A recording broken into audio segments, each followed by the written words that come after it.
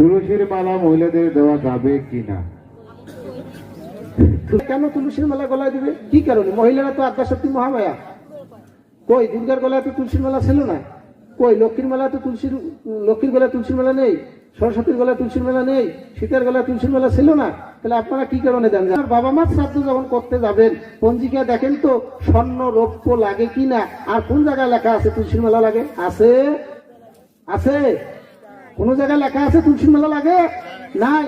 পঞ্জিকায় আছে স্বর্ণ লাগবে, রৌপ্য লাগবে, তামা লাগবে, হ্যাঁ, তারপর ওগুলো দিয়ে শান্তি করবে। আবার একজন ব্যক্তি যখন মারা যাবে তুলসীর মালা দিবে না, বলছে তুলসী পত্র দিবে চোখে, তুলসীর মালা নয়। তাহলে পাতা, এই জন্য বলছে তুলসী দল মাল্লেন বিষ্ণু পূজা করো দিবে দর্শ পত্র হস্য মেদানা দশদা লভ্যতে ফলম। তুলসী পত্র দিয়ে ভগবানের পূজা করতে বলছে, তুলসীর মালা গলায় দিয়ে ভগবানের পূজা করতে বলেনি। যদি আমি বলি, চিন্তা করেন, আপনি জল নিছেন, আপনার গলায় তুলসীর মালা আছে, অনেক ব্রাহ্মণের গলায় তুলসীর মালা আছে। যদি কোনো ব্রাহ্মণ তুলসীর মালা গলায় দেয়, ওই ব্রাহ্মণ শুধু বিষ্ণু পূজা করতে পারবে, আদার্স অন্য কোনো দেবদেবীর পূজা করতে পারবে না। কেন? কোনটা কেন? সর্ব পূজার সময় একটা ঘট স্থাপন করা হয় না? এই ঘরটা কার?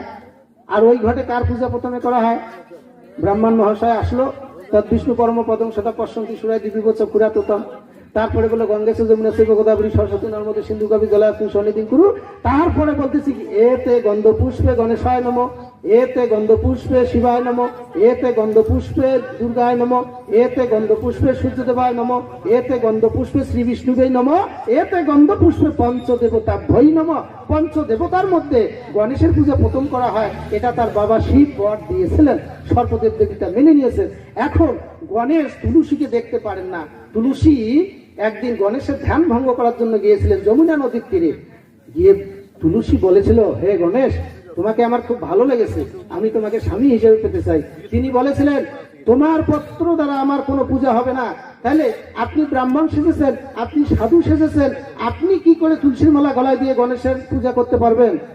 কারণ গণেশ যে নিষিদ্ধ করছে, তোমার পত্র দ্বারা জল আমার চরণে যাবে না। এই জন্য যারা বিষ্ণু পূজা একমাত্র করবে, আদার্স কোনো পূজা পার্বণ করবে না, তারা সেই ব্রাহ্মণ তুলসীর মালা দিবে, সেই সাথে তুলসী মালা দিবে। আর আপনি এমন সাধু দেখে এনেছেন, তুলসীর মালাও আছে, উদ্রাক্ষের মালাও আছে, ওই যে বিয়ার সাধক্ষণ কি করে ওটা আশীর্বাদী হয় পুজেছে, এতে গন্ধ পুষ্পে গণেশ হয় নমঃ। কেন? আপনি কি এই গণেশ পূজার জন্য তুলসীর মালা দিচ্ছেন না? আপনি কৃষ্ণ পূজার জন্য তুলসীর মালা দিচ্ছেন। সুতরাং মহিলারা তুলসীর মালা দিতে পারবেন না। কারা দিতে পারবে? বেদবারা।